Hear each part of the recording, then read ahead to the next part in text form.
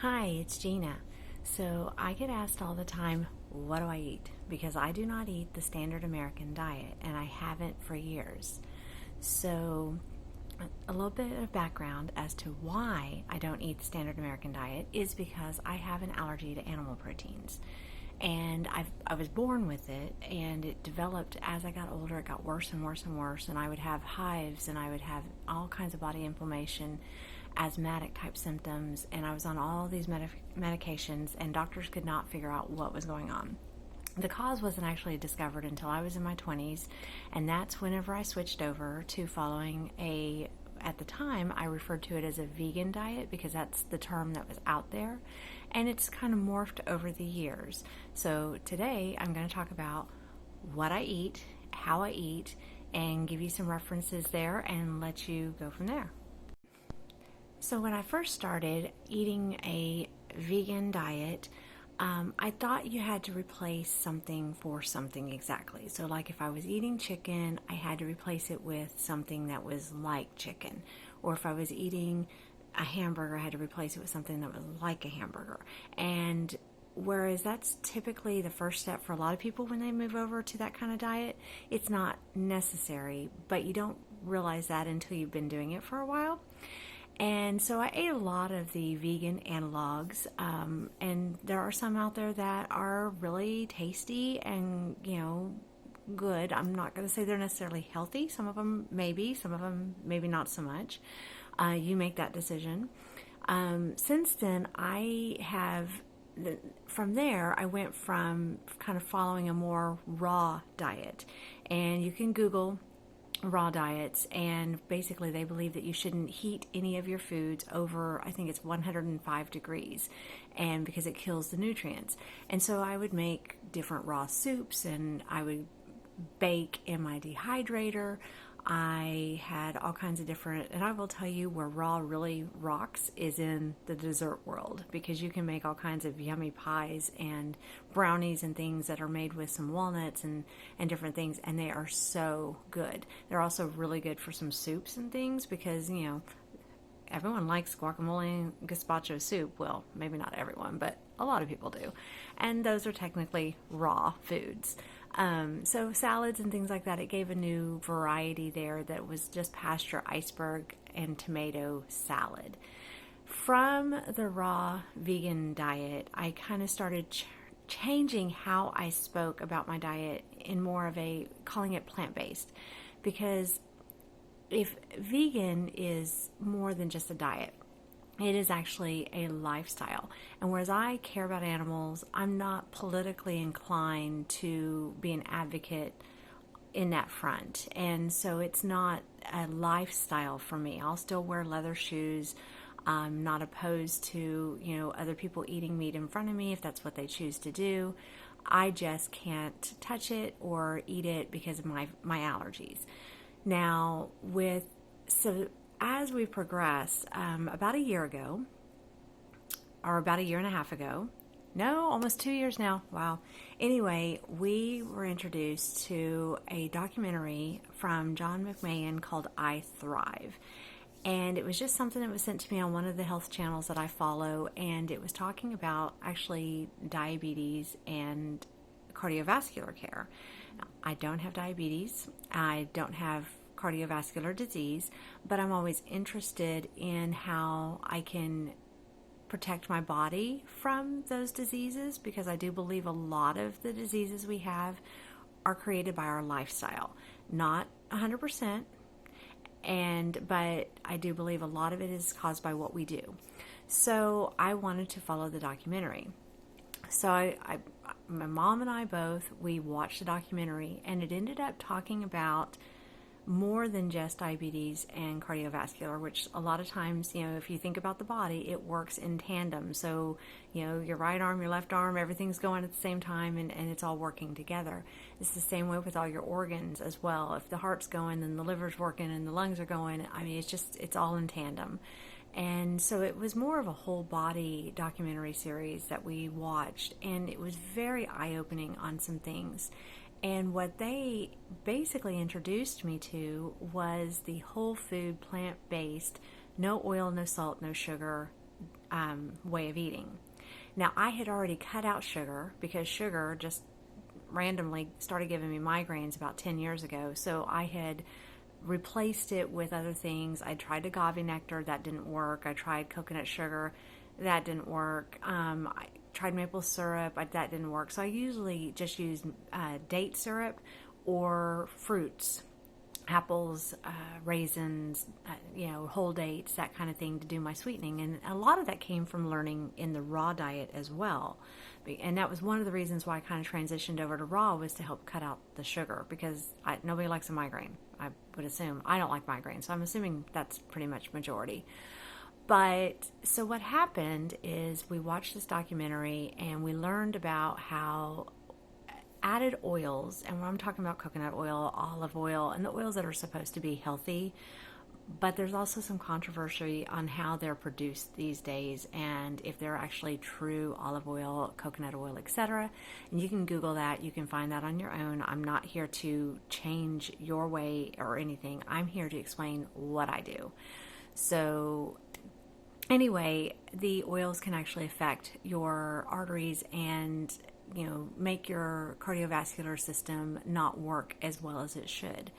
Then with the salt, it has an indicator in there as well. And then, of course, the sugar. And there's a whole lot of information you can find on sugar as to, if you should include it in your diet or not.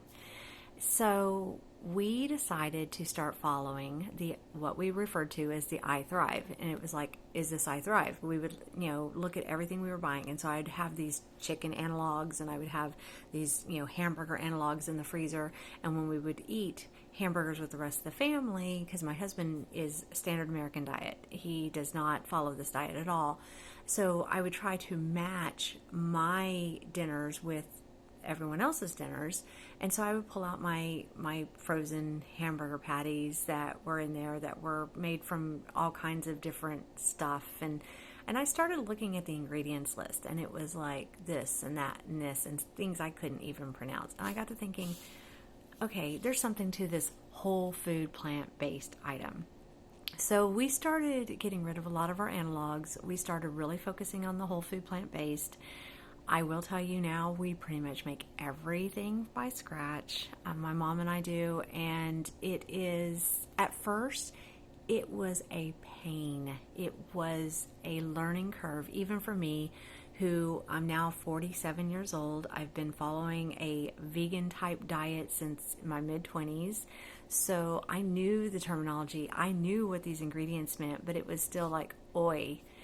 And so I had to really kind of figure out a plan that would work for us and work in a way that we could eat well, get a good variety. But what was interesting is that immediately my energy went up, because I started giving myself more of the nutrients that my body was craving. What's even more interesting is that my baby weight finally started going away. I had been struggling with that. It's hard giving birth for the first time at age 43, turning 44 just a few weeks later. And my body was like, no.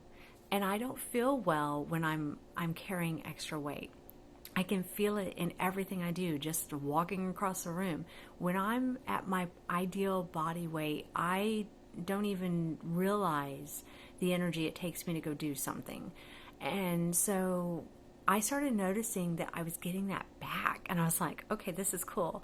So that was a nice little added, advantage there to changing our diet. So we do follow the whole food plant-based, no oil, no salt, no sugar diet. Now, the sugar that we use, I typically will use date syrup. I buy mine through Amazon. I'm going to link to it below. I use Date Lady, or I use whole dates, or I use, like I said, apples and raisins and things like that to actually sweeten things. I don't use any maple syrup really, because I've had trouble finding true maple syrup. A lot of it has been adulterated, and I don't like the way my body feels after I eat it. I don't use coconut sugar because I don't like the way my body feels after I eat it. I listen to how, if I have a response to the food that doesn't feel positive, I typically avoid it after that. But the date syrup doesn't bother me. I'll put a little bit in my herbal teas. I'll put, I use it in our sauces and things like that. It cooks well, it bakes well, it's good raw. I have had no problems using this date syrup. But one of the other things is we did get some cookbooks to help us out along this journey, and I'm going to share with you 3 of them that are our favorites. One of them is Dr. McGregor's How Not to Diet cookbook, and you can see that we've got lots of flags in there because we have used them. Another one is the other Dr. Michael Greger's book is How Not to Die, and again it's flagged. And then we have the Engine 2 cookbook, which is from Rupert Esselstyn, and he was the firefighter in Austin that turned the Austin firehouse vegan. I don't know if you remember that from a few years ago. Now, this was the first one we got, and it's well loved. we have kind of this book is falling apart. But just to give you an example, I have made this pumpkin pie bread, or pumpkin pound cake bread, I guess is what it's called. And then I have also, we love this mac and cash. Now, I don't actually make it into the mac and cash. I did that once or twice and it was great. But we love the cheese, and so I make just the cheese, and we keep it in our refrigerator all week long, and we put it on stuff like if we're having baked potatoes or whatever. So I always have a jar of the cheese from his mac and cash, which is on page 235, by the way. And it's like I said, this has been a well-loved book, but I love all of these, and what I really love about them is half the time we don't have the ingredients on hand for something. I mean, we were making, I think, something called sweet potato hash a few weeks ago, and we didn't have sweet potatoes, and it called for cauliflower, and we didn't have cauliflower, and it called for something else, and we didn't have that. So we're like, okay, so we use regular potatoes, and we use Brussels sprouts because, it's kind of in the whole cauliflower, broccoli family, and then we changed out the beans, and it was still very good. So we actually decided that since it turned out so good with all those substitutions, we're actually going to make it the way the recipe calls for this week. So we'll see how that works out. But that's what I love about this, is because it's whole foods. You can actually switch it out. If you don't like a certain vegetable, you can change it out. One of our favorites is a cumin roasted carrots. I think it's in the How Not to Diet book.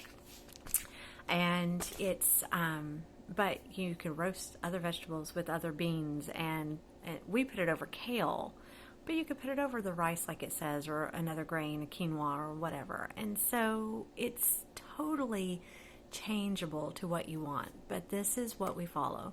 Now, the things that I do buy that are processed, I do buy tomato sauce, but I buy tomato sauce that is just the ingredients of tomatoes. There are a few things, like I do get my vegetable broth that does have some sodium in it. I try to get the low sodium when possible. Tamari, I buy the low sodium, and I will link to all those items down below.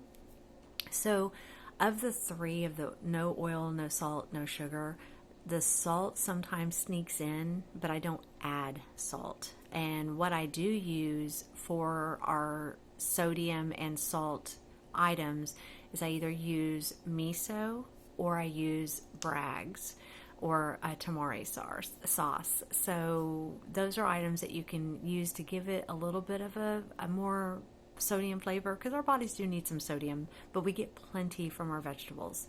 So this is how we eat. And I gotta tell you, even if my allergies were to magically disappear tomorrow, I wouldn't go back. I love this way of eating, and I love the way it makes me feel. And I couldn't keep up with the schedule that I'm keeping up with now if I weren't eating this kind of diet, because it's so nutrient rich, and it just helps me go. Now, all this said, this is for me. This is not necessarily telling you this is how you should do it. This is not telling you that you should eat a celery stick or not. You know you, and you need to work with your doctor. This is not medical advice. This is just telling you what I have discovered and my journey that I have followed over the years, and how my vegan diet morphed into a whole food, plant-based, no oil, no salt, no sugar diet. And that's something I'm very happy with. We've been doing this now for about 1.5 years. And at first it was rocky and we had a little trouble sticking with it, but then we really dug our heels in about 1 year ago, and we have just seen so many, benefits on our side. So again, not intended for medical advice. You do you, I'll do me. I'm just telling you what has worked. But I will tell you, if you like a good salad, there's some great salad recipes in here, and you can add your chicken or you can add whatever else you want to it. But I totally recommend these books because they do have some great, use them as a side for your vegetables, because you really should be eating vegetables. But anyway, all right, so that's what I eat. Thanks so much. Please subscribe.